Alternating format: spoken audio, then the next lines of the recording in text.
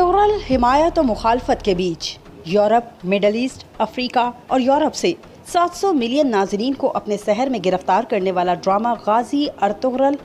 Azerbaijan, Turkmenistan, Kazakhstan,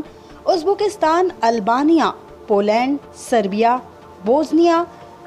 Herzegovina, Hungary اور یونان میں ریکارڈ توڑنے کے بعد اب پاکستان میں بھی 1 مارچ سے پی ٹی وی پر 8 بجے پیش کیا جا رہا ہے۔ وزیر اعظم عمران خان نہ صرف خود اس ڈرامے کے شیدائی ہیں بلکہ انہوں نے ایک پبلک فورم پر بھی اس خواہش کا اظہار کیا کہ ہر پاکستانی اس ڈرامے کو ضرور دیکھے۔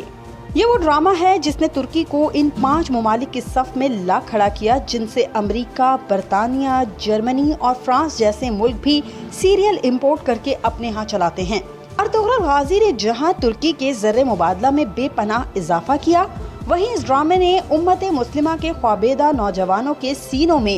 عظمت گمگشتہ کو تلاشنے کا جذبہ بھی بیدار کیا۔ اسلامی دنیا کی عوام اس ڈرامے کو طیب اردگان کی طرف سے امت مسلمہ کو جگانے کی کوشش کے طور پر دیکھ کر اس کا خیر مقدم کر رہی ہے۔ وہیں مغربی دنیا یہ کہہ رہی ہے کہ یہ ڈرامہ مسلم نوجوانوں میں شدت پسندی کو فروغ دے گا۔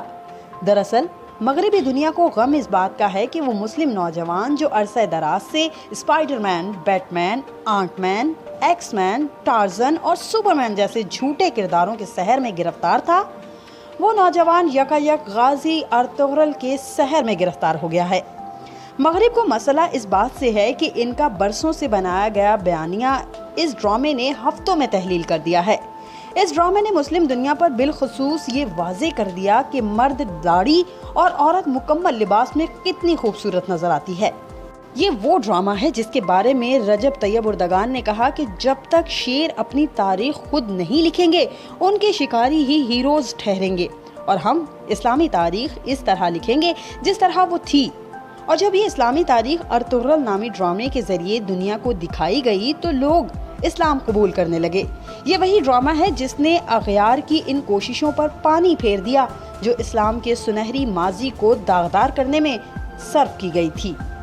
یہ تو اغیار کا رویہ تھا اور ان کی تکلیف کی تو سمجھ بھی آتی ہے، لیکن مسلم ممالک کا رویہ بھی اس ڈرامے کے بارے میں بڑا عجیب ہے، اور یہی بات مجھے ہی کیا ہر ذی فہم انسان کو یہ سوچنے پر مجبور کرتی ہے کہ یہ صرف ڈرامہ ہی نہیں بلکہ اس سے بڑھ کر کچھ اور بھی ہے،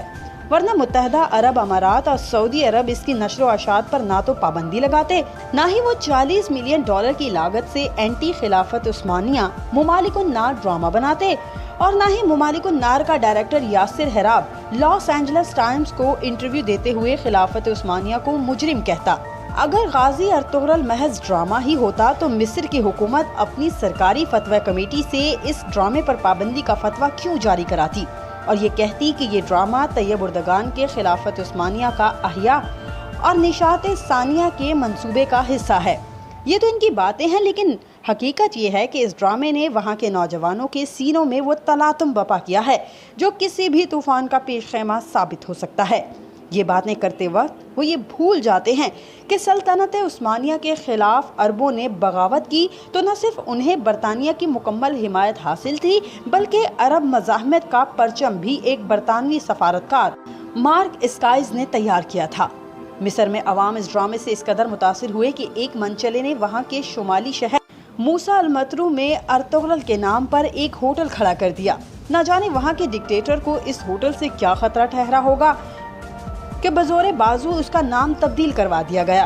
بطور شخص سے کچھ طاقتیں 2023 میں معاہدہ لوزان کے ختم ہونے سے خوفزدہ ہیں، اور وہ اس بات سے خوفزدہ ہیں کہ کہیں غازی ارطغرل طیب اردگان کی شکل میں دوبارہ اسلامی دنیا کا پرچم بلندیوں پر نہ لہرا دے۔ بہرحال تمام کوششوں کے باوجود یہ ڈرامہ اب بھی ان ممالک میں مقبولیت کی بلندیوں کو چھو رہا ہے۔ اس ڈرامے نے دنیا کے 146 ممالک سے نہ صرف ناظرین کی توجہ حاصل کی بلکہ وہاں ڈراموں کی دنیا کا بے تاج بادشاہ بھی قرار پایا۔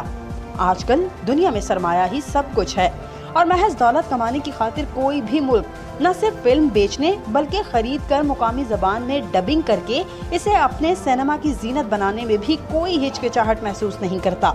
ایسی دنیا میں ارطغرل ہی وہ واحد ڈرامہ ہے جسے دنیا کے کم و بیش 60 ممالک میں ڈب کر کے دکھایا گیا۔ ایک ایسا ڈرامہ جس کے 5 سیزن ہوں اور ہر سیزن کم و بیش 70 اقساط پر مشتمل ہو، اور پھر بھی انسان اسے دیکھے بلکہ دیکھتا ہی چلا جائے۔ یہ ارطغرل کی کامیابی نہیں تو اور کیا ہے، اور وہ بھی ایک ایسے مصروف دور میں جب انسان کو سر کھجانے کی فرصت بھی نہیں ہے۔ اس ڈرامے میں کام کرنے والے اداکاروں کا پروفائل دیکھیں تو ان میں کوئی بھی ترکی کے ٹاپ 10 میں بھی شمار نہیں ہوتا تھا، لیکن آج وہ نہ صرف پوری دنیا میں مشہور ہیں بلکہ مسلم نوجوانوں نے ارطغرل، حلیمہ سلطان، نورگل، بابر، سلیمان شاہ اور حائمہ خاتون وغیرہ کی ڈی پیز لگا لی ہیں۔